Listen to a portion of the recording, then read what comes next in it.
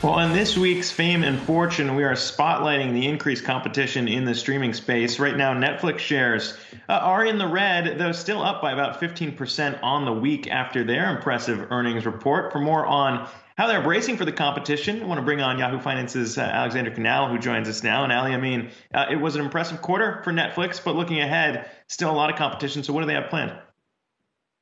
Well, Zach, they have Bridgerton. And if you haven't watched Bridgerton, you have to check it out. I binged this entire season in just a few short days. And yesterday, Netflix announced that Bridgerton season 2 will be officially coming to the platform. They made the announcement yesterday, said that they will be resuming filming this spring in the UK. And one of the biggest challenges here is going to be how they film amid the coronavirus pandemic. Because if you watch Bridgerton, you know that there are some very hot and heavy, steamy scenes. We've spoken to some industry leaders that said because of coronavirus restrictions, those more intimate scenes might decrease in the future. Hopefully that's not the case for Bridgerton, because I really think that's the identity of this show. Besides that, they also have a lot of extras to film those extravagant party and ball scenes. So I'm going to be closely monitoring that, and I'm curious to see how they tackle it. But overall, this comes at a great time for Netflix. As you mentioned, they had a really impressive quarter.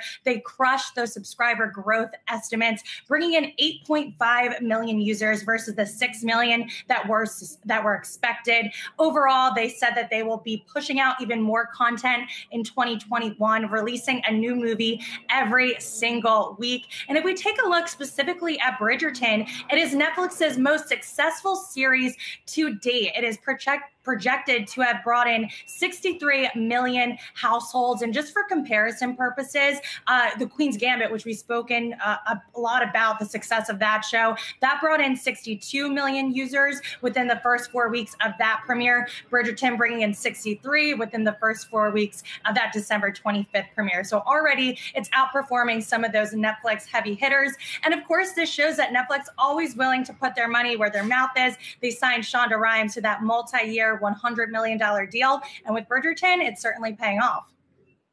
All right, Ali, closely monitoring Bridgerton's steamy scenes, apparently. I'll check it out. I mean, if it's as good as if it's as good as Queen's Gambit, I'll give it a go. Haven't watched it yet. But also, obviously, as successful as that series is off to, a hot start for Netflix, they're also losing. They lost to The Office this year. That was one of the biggest shows for the platform. How is that maybe impacting the future that Netflix has?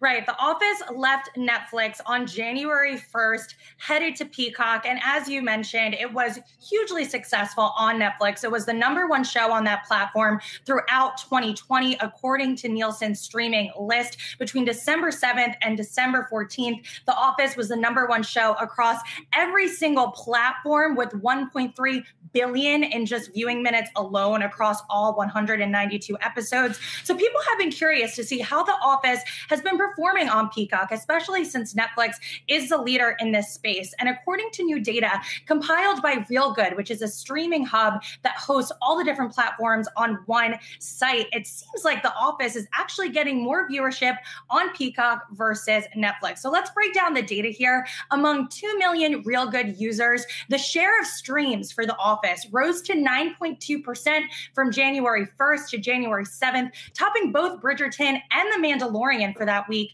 Now, beyond that, the number of Real Good users with a Peacock free subscription grew by 17% during the week of January 8th versus the week of December 25th, while those that had Peacock Premium account grew by 5%, which within that same time frame. So the rise in subscriptions could certainly be attributed to The Office. The Office seasons 1 and 2 are on Peacock free, while seasons 3 through 9 are on that Peacock Premium account. And if I know anything about Office fans, I know that they're willing to watch this series anywhere. And especially during this time of the pandemic, we're seeing shows like The Office, like Grey's Anatomy, those comfort series really rise as people look for a sense of normalcy during this time. So I might just have to download Peacock to watch The Office. I got Bridgerton on Netflix.